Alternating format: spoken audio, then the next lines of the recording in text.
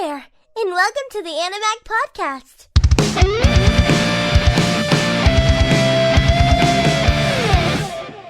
Hey, welcome back to Animag, the #1 podcast according to Yazzie. I'm your host at Asylum, sitting here with Domicus. And boy, oh boy, we are ever so close to the end of this. Yes. Thank God. I was like, I really don't want to watch it, but I have to do it. And then, after watching this, I want to watch the next episode. I will say this, and I know I've said it in the past during this review season, this episode really did a lot for me. This episode tied up all the loose ends and loose questions that I kind of had lingering in the back of my mind. Mm-hmm. So I guess let's just dive right in. So what I'm going to do for this episode, because I'll tell you right off the bat, there was no intro roll. This got 10 minutes in and we're still on a flashback or flash forward. And I'm like, damn, 10 minutes and no intro. Turned out there was no intro roll at all. And I'm assuming the next episode's also going to do the same thing because they're kind of at a point now where with this episode being second to last and the next one being the last, they need to use up as much of their time as possible explaining shit. Mm-hmm. So we get no intro roll. I'm going to do my very best to kind of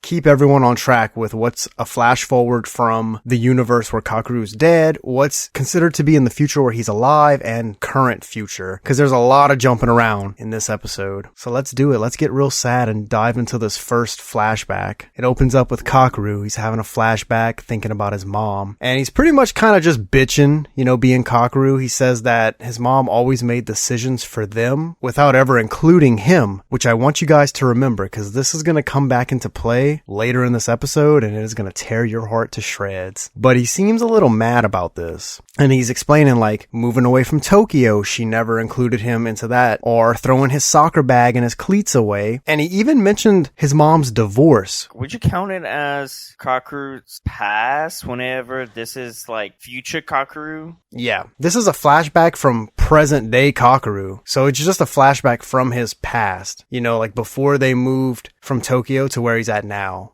No. That's future. That's future Kakeru's story. That's whenever they didn't get the letters. Nope.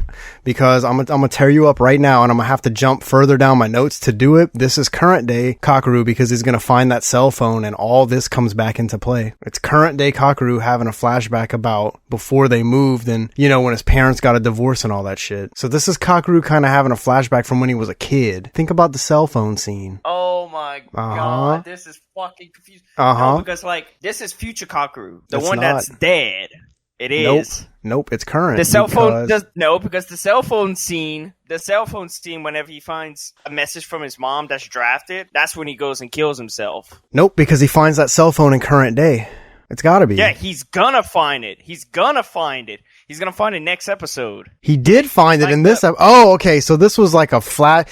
That's, again, you're gonna hear me say this for the millionth time. The show does a terrible job at having You fucked my head up. I was like, no. See, because I looked at it like that. I looked at as if it was current, present day Kakeru having a flashback and bitching about his mom. And then I looked at the cell phone scene the same way. But I see what you're saying. It's future Kakeru. It's future Kakeru where the group of friends didn't get the letters because you could tell that he went visit his friends in Tokyo. He didn't message his mom right when they invited him to go, I believe. All I'm going to say in regards to that is this show could have did one simple thing to help with the confusion of where they are in terms of future, past, present. They could have just put a fucking black screen that said future, past screen that says alternate universe future. You know what I'm saying? Just something small like that would have helped this out a lot. Yeah. So it's Kakeru having a flashback, obviously future Kakeru now that we've discussed it. He's thinking about his mom doing all those decisions for him, and he talks about his parents' divorce, which I thought that's a little selfish of him because sometimes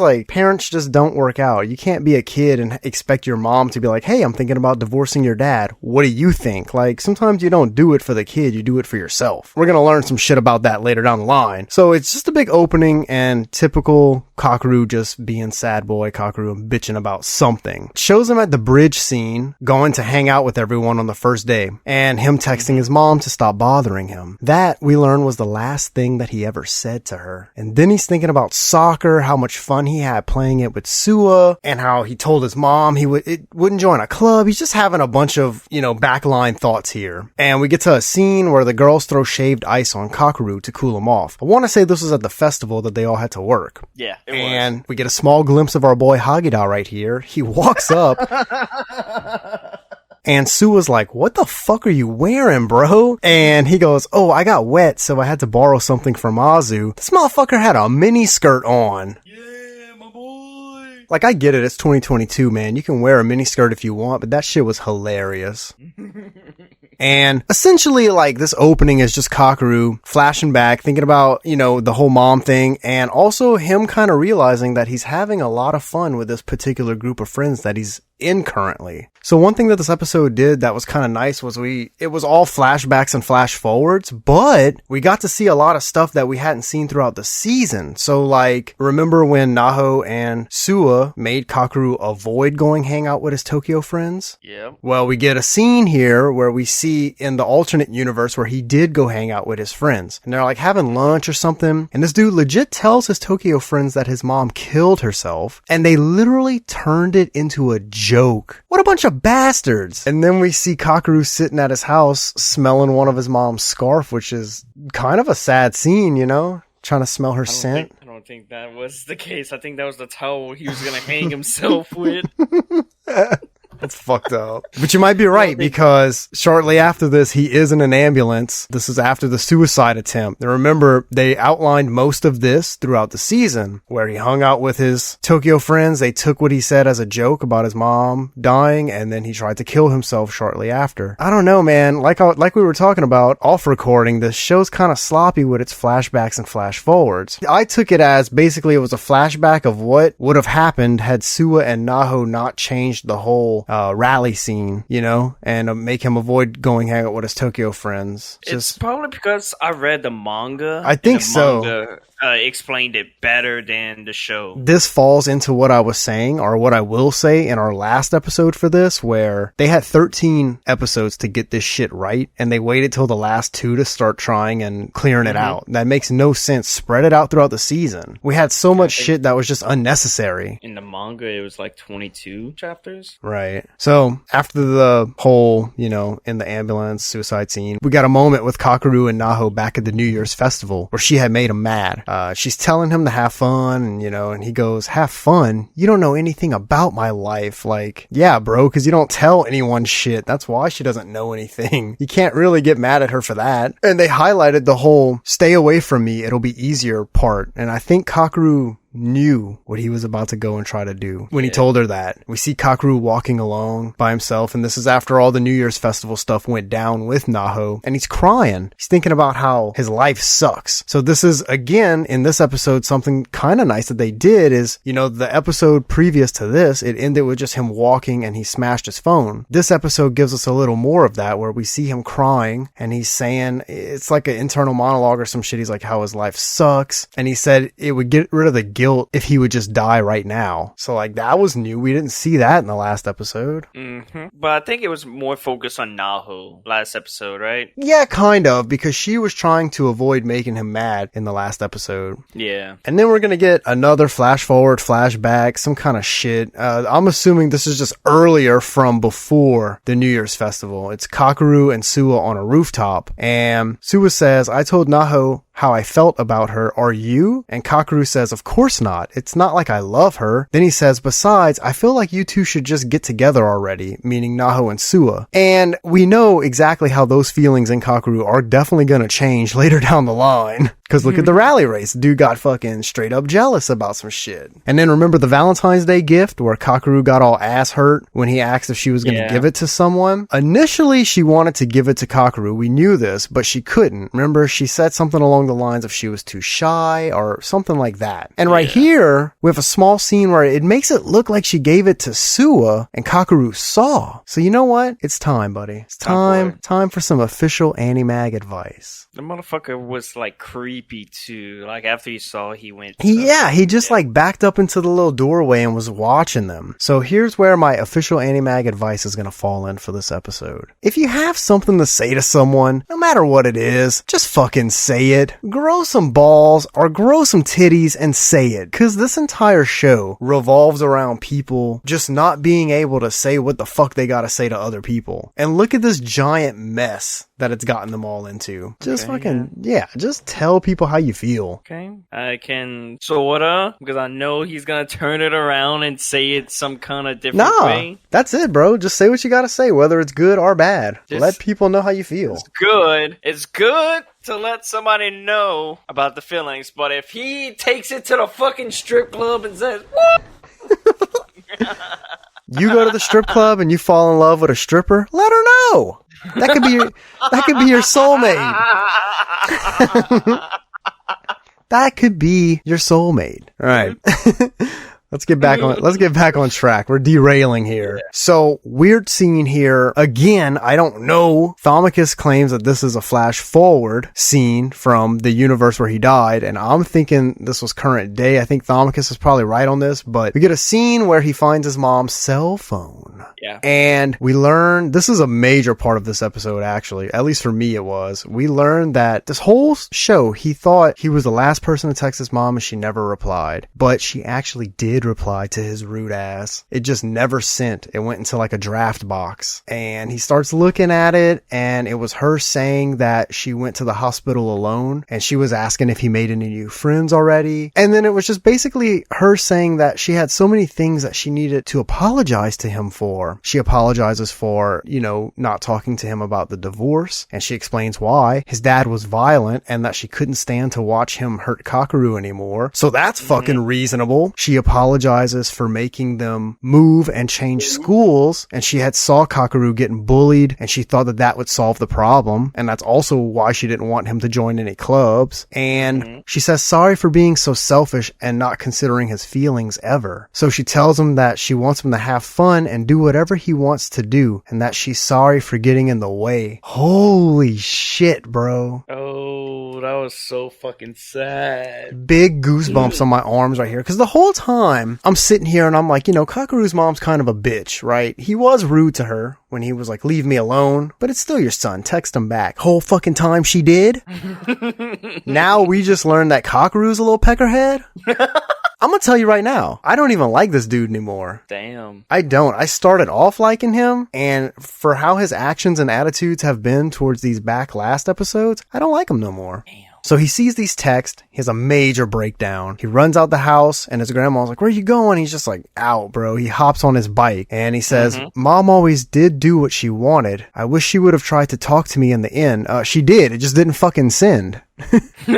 And he says, it's my fault. I'm sorry. Like, you think? Of course it's your fault. It's kind of the cell phone company's fault because the text didn't go through, but it's also your fault for being rude.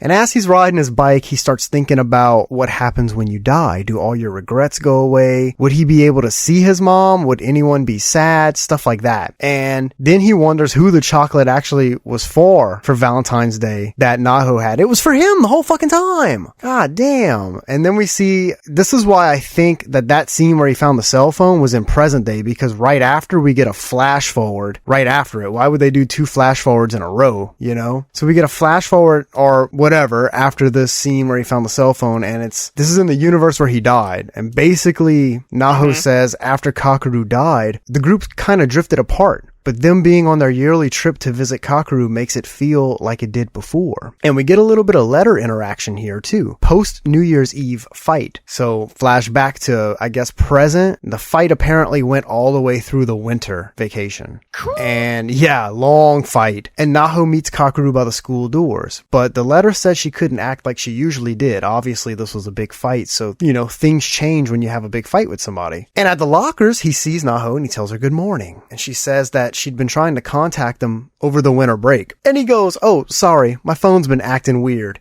Yeah, because you fucking smashed it. And then he just walks off with somebody else, going about his day. And the letter says it wanted Naho to keep talking to Kakeru to keep the rift from widening. And she tries, but he keeps basically blowing it off. And then she screams at him and she's like, let me apologize to you. Because the letter said you need to do this. And she says that she was sorry for being insensitive and that she was being selfish. And she only really had good intentions, but it did backfire. And he says he's also sorry for acting like a jerk. And I'm like, okay, they're making good ground here. And Naho says, you don't have to forgive me. Kakeru laughs and he goes, you're forgiven even though we didn't actually have a fight. Like, what? Then why the fuck did you smash your phone? And like, why didn't you hit her up all winter break if it wasn't a fight? Dude, see why I don't like this dude? Man. He was on Tinder. He was not on Tinder. He broke his phone. Dude, he's super liked, and Naho got into the fucking... He matched with somebody else, and Naho called and interrupted. His ass didn't have a phone all winter break. So he breaks the news to her that it wasn't a fight, and she asked him to walk home with her, and he goes, oh, well, I have practice today. And she goes, I'll wait. He says, nah, it'll be till about after dark when I get out. How about tomorrow? And she's like, but today is good. Clingy. Like, damn, bro.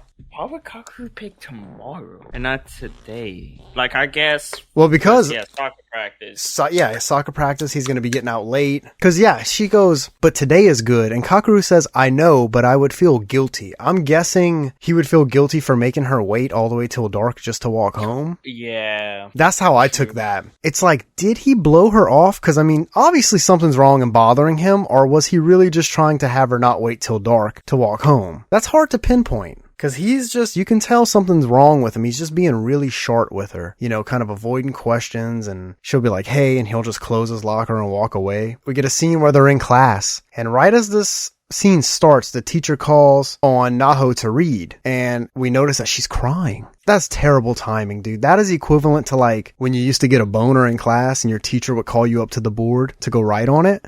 No one wants to interact with the class if they're crying or they got a boner. Second official Animag advice for this episode. If you're a guy and you get a boner in class, tuck that baby into your waistline and tuck your shirt in. You'll be fine. Better hope it's not during the pledge. Bro, here's an offbeat story time from this episode. I'm going to keep it real short. Basically, I know somebody that had a boner in front of the whole class while he had to do the pledge, and it was absolutely hilarious. I know somebody that had a boner for the freaking prep rally.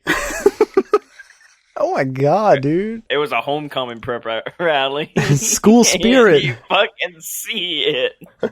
So, they're in class. Naho's crying. Kakeru notices that she is crying, and he offers to read in her place. And they do a pan over to everybody in the group of friends in class, and they all look sad at this point. Did you notice that? Yeah. Well, I mean, obviously everyone in the class saw that she was crying. The teacher's like, Naho? And they all look at her and she's like... So then, here's where it all gets juicy, baby. Flash forward to the universe where Kakeru's dead. They're all on some kind of steps talking about how if they hadn't invited him to get bread or hadn't been friends with him, he might still be alive. And they blame themselves for his death. Someone, I didn't catch who, someone said, if only we can send a time capsule back to the past. And Suwa says, keep dreaming. I guess we'll have to wait until a time machine gets invented. And Hagita's like, it'll never happen. And it's impossible. Naho's like, what about a black hole? And how time travel is possible by a way of black hole. You fucking kidding me? I waited this whole show to find out they're gonna send the stupid letter back in a black hole? Yep. So Hagita says he was wrong. There is no way to fix the past. And he's like, just let it go. To me, it seems like he knows a little more than he's telling everyone right here, which is going to prove to be true. Because then we get a long pause and he goes, with that being said, there are some spots on Earth that some people theorize might be black holes. He does know something, that sneaky bastard. And they want to basically try at going to the Bermuda Triangle. And Azu's just straight up doesn't even think about it. She's like, yeah, let's go. But Takako has a very valid point. If they go as people, they'll never be able to come back. So Naho had the idea to send the letters back. Hagita's like, how are we going to get letters back to ourselves? You know what I'm saying? Are we just going to write our address on it? And they're like, yeah, that's exactly what we're going to do. Send it on this exact date. and send it on that date. So now the crew has a plan, and we only have really and truly one episode to see them perform it. So it's like, are they all going to get on an airplane and fly to the Bermuda Triangle? They don't. They're going to take a boat? I don't know. I'm I don't know curious. if they're gonna show it. I'm so curious to see. They have to show it, bro. They have to. And then at the very end of the episode, like the last lines of it, it's present day, and Naho basically straight up tells Kakeru to stay with her till at least Valentine's Day. And obviously the reason behind that is because the day after Valentine's Day is apparently the day when he killed himself. She's trying to like, look man, stay till Valentine's Day and we'll work this shit out, we'll keep you alive. But she doesn't say it like that, you know. She says, stay with me till at least Valentine's Day, which is also still kind of weird. If I was Kakeru, I would have been like, what the fuck are you talking about? Exactly. Like, raises so many questions. Man, these people have been asking me like 10 years from now. 10 years from now, Valentine's Day. I was like, what the fuck is next? They got my grandma to come to the fucking relay race. Overall, not a terrible episode. This is one of those weird ones for me where I had it rated in my head at a certain level, but after talking about it, I'm actually going to bump it down. It wouldn't be no point if you would have read the manga. I don't think so. I think that this show is just really sloppy at having the viewer understand what timeline they're focusing on. I mean, present day is pretty easy to catch on to, but when they start doing that like future shit, sometimes it's hard to tell if it's present day future or secondary universe future where Kakeru's dead. If you're structuring a show, for me, it's, you know, you start off with a flash forward from the universe where he's dead. So it's secondary universe, present, secondary, present, secondary, present. And if you line all that up, that cell phone scene happens in present day, but like the way you were saying it also makes sense where it could have just been him in the future finding that cell phone and that's why he killed himself. Yeah, you got to see how it died. It's kind of like strange, and I feel like they were a little bit sloppy on having us, the viewer, know where we were. Also, admittedly, maybe I'm just fucking dumb, but I don't think I'm the only person that's ever going to complain about this in this show. When I first seen this, I was like, oh yeah, I know this part. Because I think they explain it better in the manga. That's what I want to say. I could be wrong, but I was able to spot that easily in the manga as well. Well, I guess it could be the future, thinking about it now, because he hopped on his bike, and he's riding, and didn't they say he got killed by a car hitting him? Truck.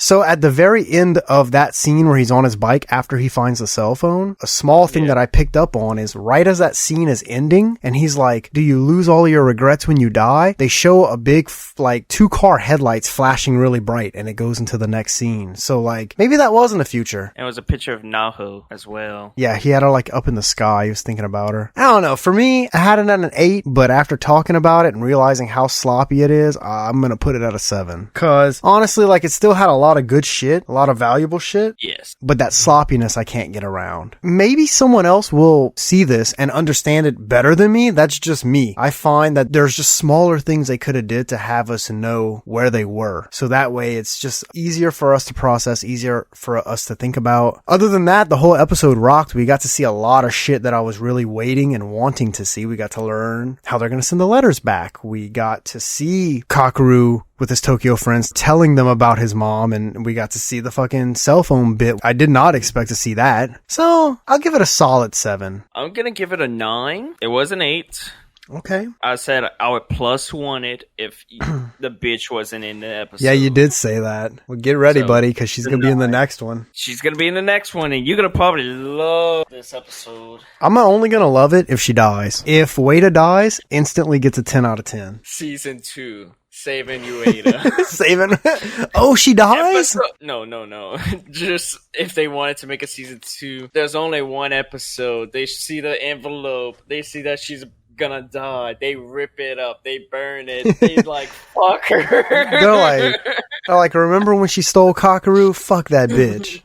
Oh my god. Well, that leaves us with only one more episode to do, ladies and gentlemen. Well, technically 2, because we got to review the last episode, and then we're going to have our big review discussion podcast where you're going to get the final review score. And I'm excited to see what it's going to be. Of course. And we're going to do a tier list of the characters. Wada, trash. Wada ain't even F tier. Honestly, you know what? If I'm putting everybody on, like, from bottom up, Wada's obviously obviously last. Currently, Kakeru is second to last. I don't like him that much. Kakeru is basically like a B or C tier. I don't think so, dude. Like, he's a main character. Hagita is S. Hagita's up there. For me, it's like, I understand that Kakeru's a main character, but he's such a whiny little bitch, dude. And he's abusive. He's done hit Naho's hand, like, swatted it away from him like 5 or 6 times in this fucking show. That's abusive. He can't help it. He took after his dad. He's got... Oh my god, this dude. I don't know, just to me, Kakeru's trash. Takako, I kind of wish we saw more of her, but I'm going to save that discussion for our very last episode, because I'm going to go through all the characters. You know, I wish we would have gotten more of her throughout the season. Yeah. I mean, they did it with Hagita. They brought him up to make him a valuable character, somebody that I enjoyed seeing, and every time I saw him on screen, I knew we were going to get quality. Well, alright, we're going to have to save it all for the next episode, guys. We hope you enjoyed this one. We understand it might have been a bit confusing. Hopefully there's less flashbacks and flash forwards in the next one, but I really doubt it. I think it's going to be full of them. So until the next time, ladies and gentlemen, I want you to be safe out there and everyone have a good time, and so long, everybody. Sayonara. Thank you for listening. Be sure to visit our website at www.animag.org. See you next time.